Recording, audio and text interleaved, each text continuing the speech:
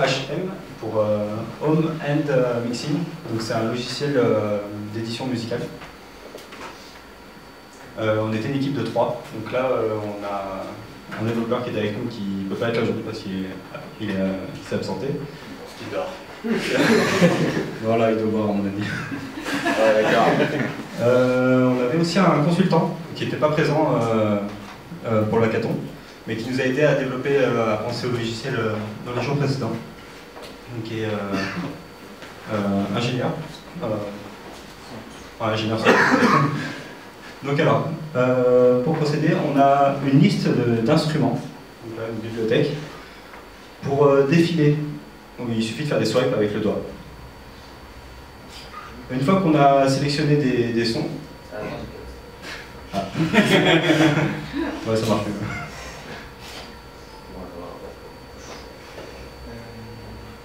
Donc pour valider un instrument et le sélectionner, il suffit de faire un thumbs up.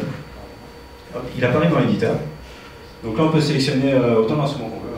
Donc là par exemple, prends tous les Electronica. Voilà. Après, donc, là on a le focus sur la bibliothèque. Donc tous les événements sont dans la bibliothèque. Il suffit de mettre les deux mains et de faire un swipe down ou up pour changer le focus. Donc là par exemple on arrive sur l'éditeur. Maintenant tous les événements sont retranscrits sur l'éditeur, donc avec le swipe gauche, droite, bas, haut. Hop, on peut sélectionner. Donc en fait c'est sur cette ligne-là, bon ça manque un petit peu de feedback quand même. Sur cette ligne-là sont tous les instruments en fait qui sont sélectionnés. Donc les colonnes c'est un instrument et chaque instrument en fait a une liste de samples. Donc pour le drum électronique, on a plusieurs samples, donc on peut sélectionner. Une fois qu'on a sélectionné tous les samples qu'on voulait, on peut les valider avec un thumbs up qui apparaît dans le séquenceur. Et après on lance la lecture avec un pis. Et voilà, et ça lance le son. Donc avec tous les samples qu'on a sélectionnés. Pendant ce temps-là, on peut continuer à éditer d'autres séquences. Par exemple, on change de séquence, d'autres samples.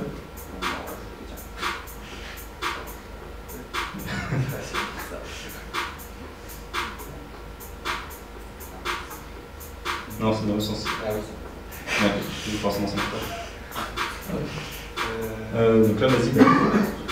Hop, la séquence arrive, et dès que la première séquence est finie, on passe à la lecture de la deuxième séquence. Voilà, ça ne s'entend pas trop, mais le son a changé. Sinon, qu'est-ce dire ? Ouais, vous avez vu sûrement les cercles bleus qui sont apparus à l'écran. Donc en fait, ça c'est un feedback pour traquer les mains.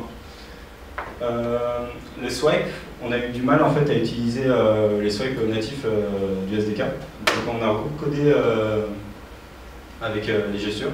Donc en fait on a un plan visible à 25 cm de la caméra. Quand on rentre dedans, on a un input d'entrée. Quand on ressort, on a un input de sortie. Et en fait, on détecte la différence. Et avec cette différence-là, on détecte que c'est un swipe down, up, gauche ou droite.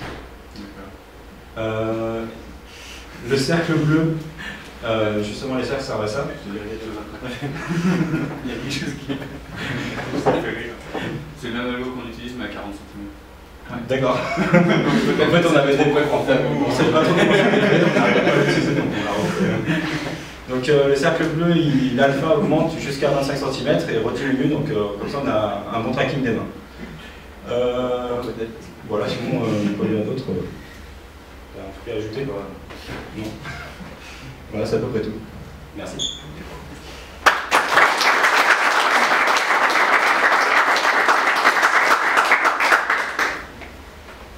Ouais, c'est des questions, des remarques. Juste une petite question tout à l'heure, quand tu avais les instruments à la verticale, comment tu peux savoir quel est le bloc que tu veux exactement déplacer? Si je voulais faire un petit espace entre deux blocs, est-ce qu'il y a personne à faire? En fait, on a forcément une fois que tu braques ça et tu choisis, ajoute un petit ouais.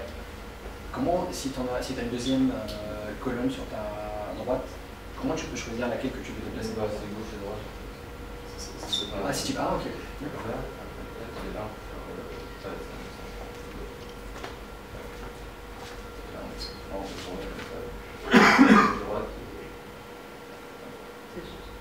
D'accord.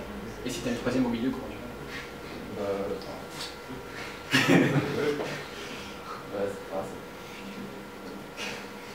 En fait, là, le focus est vraiment sur l'éditeur. Là, il y a un truc orange. Donc là, c'est sélectionné. Donc tous les événements qui sont captés vont directement sur cette fenêtre. Ok. D'autres questions? Donc à terme, en fait, à la base, là, on n'a pas trop le temps. Mais c'est pour faire vraiment du mix en live. Donc avec possibilité de faire du scratching, avec plus de temps, bien sûr. Pouvoir éditer en fait les samples directement en live. Donc c'est pour ça que ça nous intéressait de le faire avec la caméra parce que ça apporte quand même un bon retour et c'est quand même assez agréable à utiliser. C'est quelle technologie? C'est quelle technologie?